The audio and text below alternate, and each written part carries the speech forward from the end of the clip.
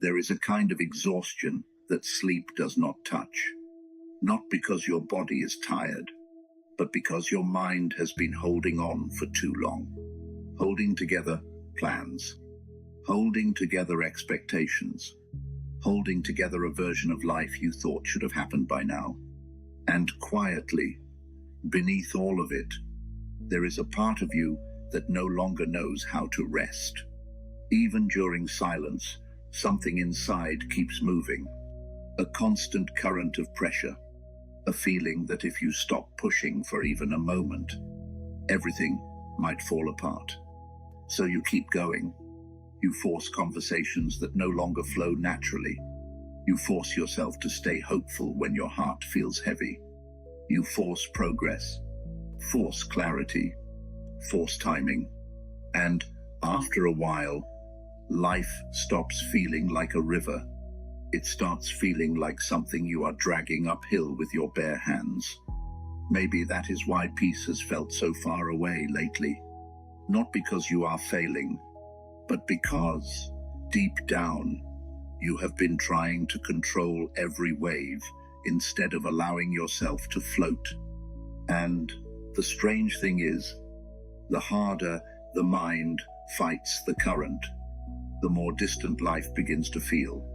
The more exhausted you become, the more disconnected you feel from yourself, from stillness, from the quiet parts of life that once felt soft and alive.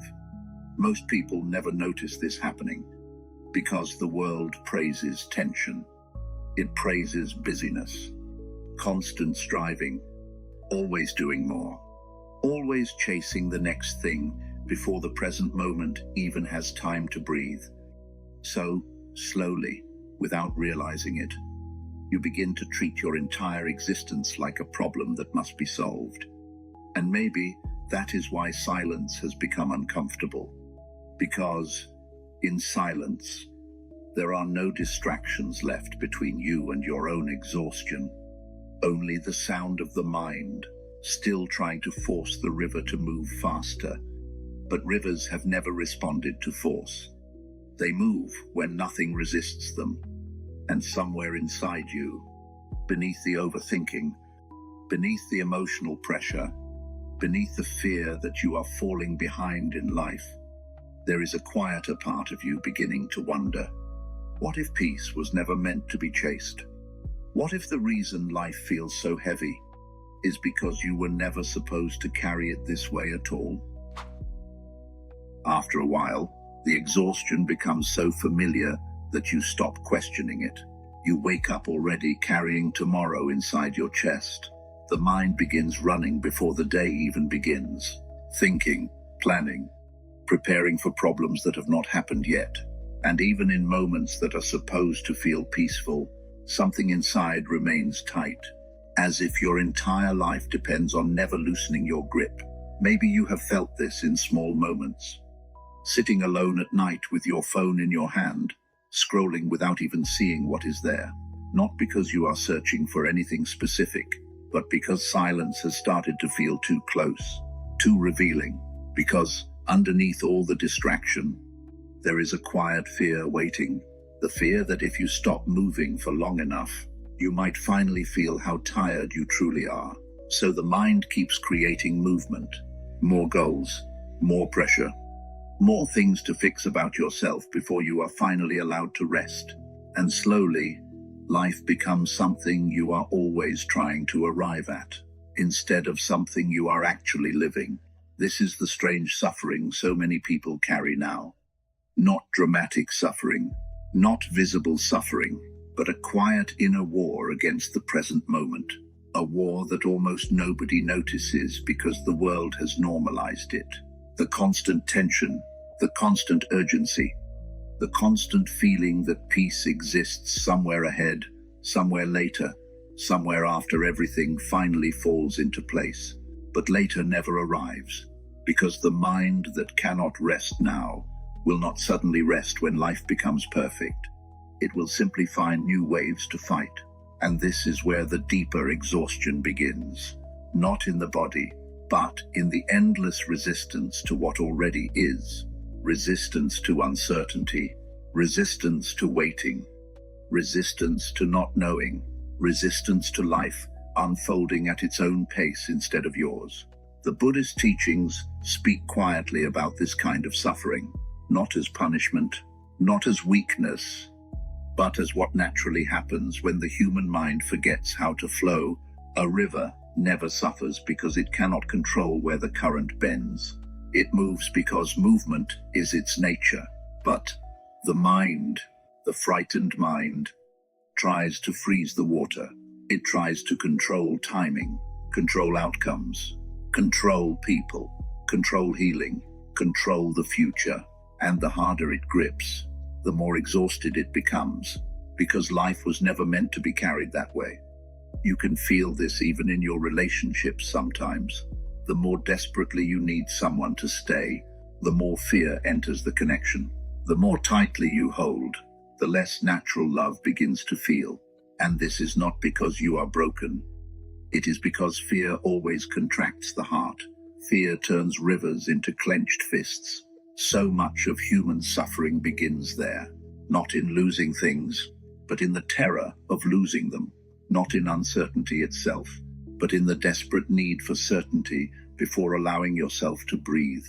And yet, there are moments when life accidentally shows you another way, moments when you stop trying so hard without meaning to, maybe while watching rain against a window, maybe during an early quiet morning before the world fully wakes up, maybe during a walk where, for a few brief seconds, the mind forgets to chase. And in those moments, something soft returns. The nervous system loosens. The chest opens slightly. Time feels slower. Breathing feels deeper. Nothing outside has changed. The future is still uncertain. The unanswered questions are still there. Life is still moving in ways you cannot fully control.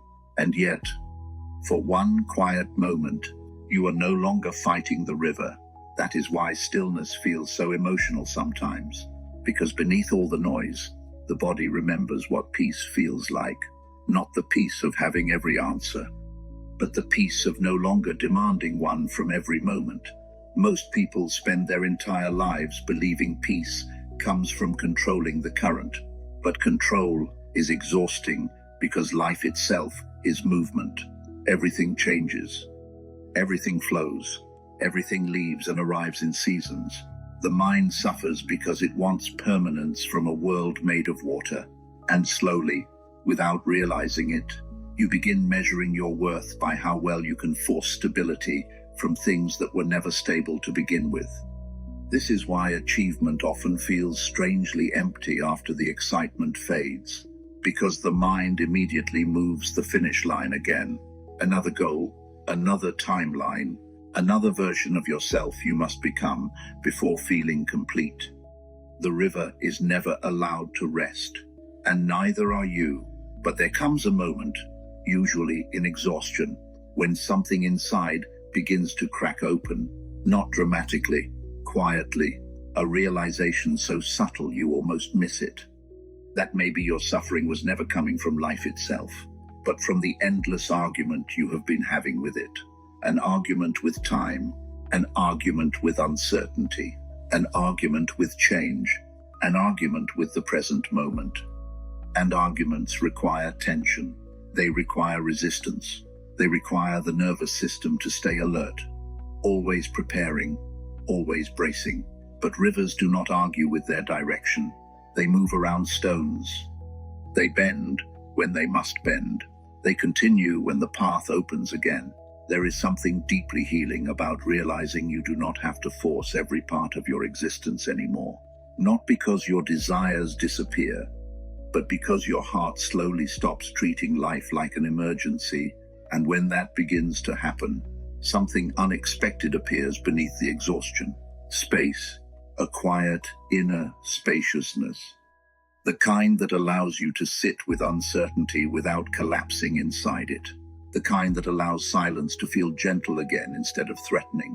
The kind that allows you to breathe without feeling guilty for not constantly pushing forward. This is not giving up. This is not becoming passive. This is the beginning of learning how to trust movement without controlling every wave. And trust does not arrive all at once. It happens slowly, like muddy water becoming clear after finally being left alone. At first, the mind still wants to chase, still wants immediate answers, still wants reassurance, still wants proof that everything will work out. But the more you sit quietly with life instead of fighting it, the more something inside begins to soften.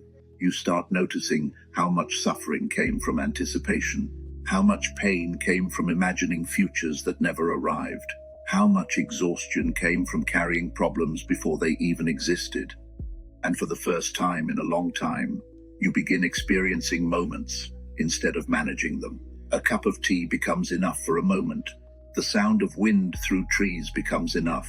A quiet evening becomes enough, not because life suddenly became perfect, but because your mind stopped demanding perfection before allowing peace. This is the shift. Small, invisible, but life-changing. The moment you stop asking the river to become still and finally allow yourself to move with it instead. And strangely, that is when life begins feeling lighter, not because all pain disappears, but because you are no longer carrying the extra weight of resistance on top of it. The future remains unknown. People still come and go. Life still changes direction without warning. But inside, there is less panic, less gripping, less chasing, less fear that every uncertain moment means something is wrong. You begin understanding something the exhausted mind could never see before. Life was never asking you to control the current, only to stop drowning yourself fighting it. And perhaps this is what healing truly feels like in the beginning. Not becoming someone new, not fixing every wound, not finally controlling the future, but simply growing tired of fighting the river. There is a softness that starts appearing after that. A quiet willingness to let this moment be enough before asking it to become something else.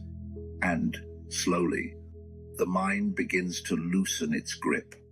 Not perfectly, not all at once, but enough to breathe again, enough to sit in silence without immediately reaching for noise, enough to let an unanswered future remain unanswered for a little while longer, enough to stop turning every uncertain moment into proof that something is wrong. The river keeps moving. The night air still passes gently through the trees. Morning still arrives without force. Your breath still rises and falls on its own. Life has been carrying you in quiet ways, even during the moments you thought you were carrying everything alone. And maybe that is what you are finally beginning to feel now, that you do not have to hold the entire current together. You only have to stop resisting the water long enough to notice it was already moving, already flowing, already trying to carry you forward. So for a moment, let nothing be solved. Let nothing be fixed. Let the future remain where it is. And just listen to the quiet in the room, to the gentle rhythm of your breathing, to the space slowly opening inside your chest. Notice how the body softens when it is no longer preparing for battle.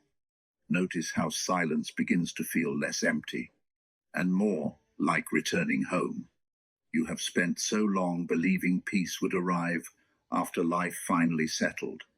But perhaps peace was always hidden inside the moments when you stopped demanding that it hurry. Like a river becoming calm at dusk, still moving, still alive, but no longer struggling against its own direction. And maybe tonight, for the first time in a long time, you can allow yourself to rest there too.